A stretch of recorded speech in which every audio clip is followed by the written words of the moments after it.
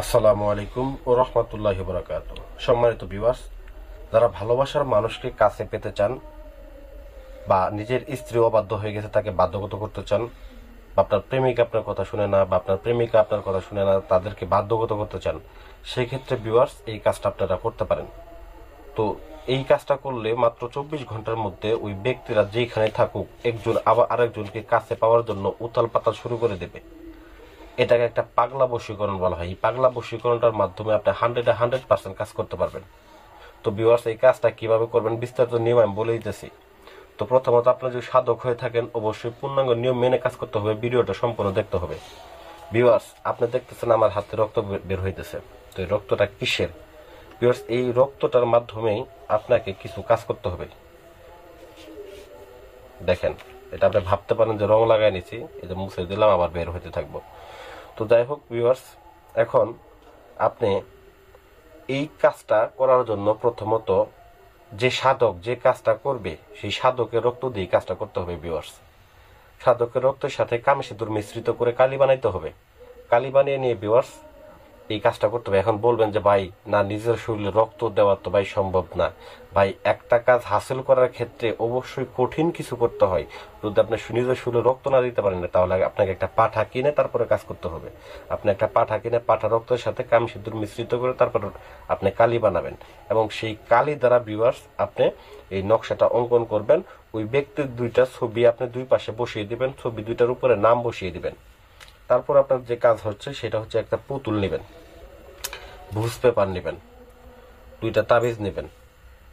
দুইটা নকশা অঙ্কন করার পরে এই ছবির ভুজ পেপারের উপরে অঙ্কন করবেন। মনে রাখবেন, ভুজ পেপারের উপরে অঙ্কন করে দুইটা ব্যক্তির ছবি ভুজ পেপারে এই সাইডে একটা এই সাইডে একটা দুই সাইডে বসায় দিবেন। বসিয়ে দেওয়ার পরে তারপর আপনার যে কাজ হচ্ছে সেটা হচ্ছে এটাকে পেঁচিয়ে নেবেন। ভুজ পেপারটা সুন্দর করে পেঁচিয়ে নেবেন। পেঁচিয়ে নেওয়ার পরে ভিউয়ার্স আপনি তাবিজের মধ্যে ভরে নেবেন। আমি এটা আপনাকে এভাবে দিয়ে দিছি। তো তাবিজের মধ্যে ভরে নেবেন, দুইটা নকশা অঙ্কন করবেন, দুই তাবিজের মধ্যে ভরবেন, এবং একটাকে একটা পুতুলের মধ্যে রাখবেন। পুতুলের মধ্যে রেখে ভিউয়ার্স এটাকে একটা লাল কাপড় দিয়ে সুন্দর করে পেঁচিয়ে নেবেন। লাল কাপড় দিয়ে পেঁচিয়ে নেওয়ার পরে আর তারপর আপনার যে কাজ সেটা হচ্ছে এই পুতুলটাকে আপনি আপনার বাড়ির যে উঠান আছে ঠিক উঠানের মাঝখানে রাখবেন। যদি দেখেন আপনার বিল্ডিং বাড়ি উঠান নাই, সেক্ষেত্রে আপনার ফুলের টবের ভিতরে আপনি এটাকে রেখে দিবেন। গেল। দ্বিতীয় যে তাবিজটা আপনি করেছিলেন ভিউয়ার্স, এই দ্বিতীয় তাবিজটার মধ্যেও কিন্তু অবশ্যই ছবি দুইটা দুইটা করে লাগাই দিতে হবে। ওই তাবিজও নকশাটা ভালো করে অঙ্কন করতে হবে। নকশাটা ভালো করে দেখে নেন।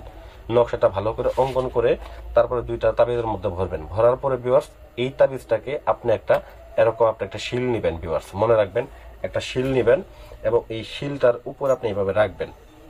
রাখার পরে আপনার যে কাজ সেটা হচ্ছে একটা লাল কাপড় নেবেন, নিয়ে এরকম ভাবে পেঁচিয়ে নেবেন। পেঁচিয়ে এখানে কিন্তু আমার তাবিজটা আছে, এইখানে তাবিজটা। তো এখানে তাবিজটা থাকলে আমি এইভাবে চাপা দিয়ে রাখবো। জাস্ট এইভাবে চাপা দিয়ে রাখবো। যতদিন আপনি চাপা দিয়ে রাখবেন ওই ব্যক্তি ততদিন আপনার বাধ্যগত থাকবে।